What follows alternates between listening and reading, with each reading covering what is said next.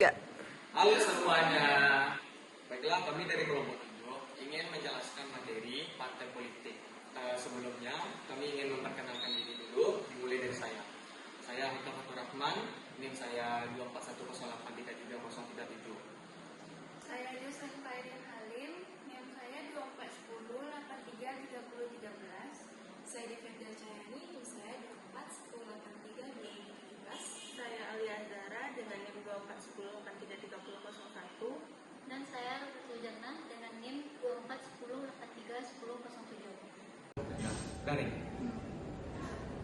Perkenalkan, nama saya Hikam Fatur Rahman, NIM saya 24108330337. Saya akan menjelaskan materi definisi partai politik dari berbagai tokoh. Yang pertama dari Friedrich. Friedrich mendefinisikan partai politik sebagai sekumpulan manusia yang terorganisasikan secara stabil untuk merebut dan mempertahankan kekuasaan di pemerintahan. Bagi pemimpin partai, kekuasaan ini akan memberikan kegunaan bagi para anggota partainya.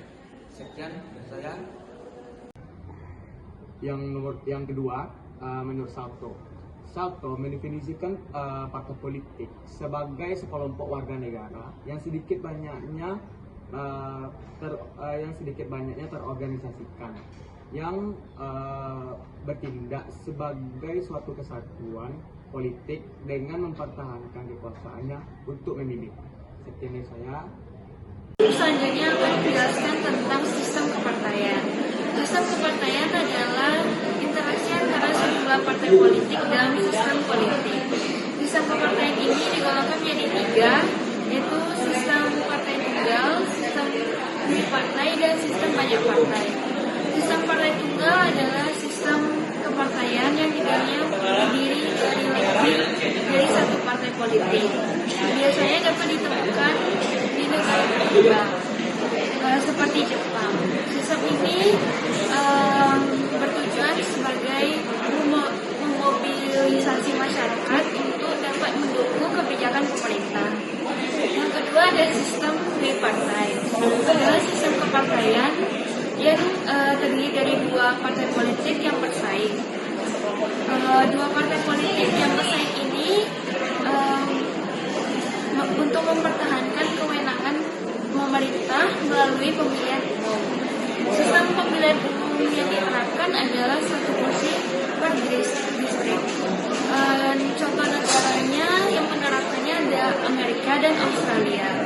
Yang terakhir, sistem banyak partai adalah sistem kepartaian yang terdiri lebih dari 2 partai politik yang dominan. Sistem kabinet yang diterapkan adalah sistem kabinet parlementer.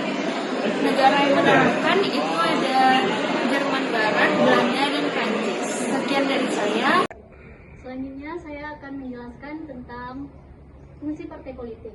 Fungsi utama partai politik yaitu mencari dan mempertahankan kekuasaan guna mewujudkan program-program yang disusun berdasarkan ideologi tertentu. Nah, ada pun beberapa fungsi lain dari partai politik, yaitu yang pertama sebagai pelaksana sosialisasi politik, yang kedua sebagai sarana rekrutmen politik, yang ketiga sebagai komunikator politik, yang keempat sebagai wadah partisipasi politik, yang kelima sebagai pemadu kepentingan, yang keenam sebagai pengendali konflik, dan yang ketujuh sebagai kontrol politik.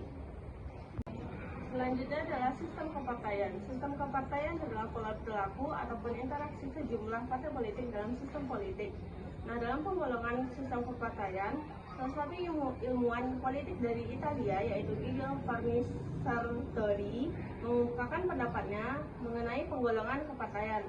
Menurutnya, penggolongan kepartaian tidak hanya dilihat dari jumlah partai politik yang ada, namun juga dilihat dari jarak ideologi perbedaan antara partai-partai politik lainnya, konkret,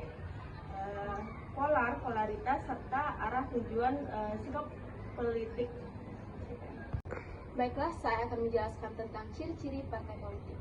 Ciri-ciri partai politik menurut Lapa Lombara dan Weiner. Yang pertama, berakar di dalam masyarakat lokal. Yang kedua, melakukan kegiatan secara terus-menerus. Yang ketiga, berusaha memperoleh dan mempertahankan kekuasaan di dalam pemerintahan. Dan yang terakhir, ikut serta dalam pemilihan umum. Berdasarkan ciri-ciri ini, suatu organisasi yang tidak memenuhi persyaratan tidak dikatakan sebagai partai politik, sebab apabila tidak memenuhi persyaratan, maka suatu organisasi politik sulit untuk menjalankan fungsinya dalam memadukan kegiatan dalam masyarakat dan memperjuangkan melalui proses politik.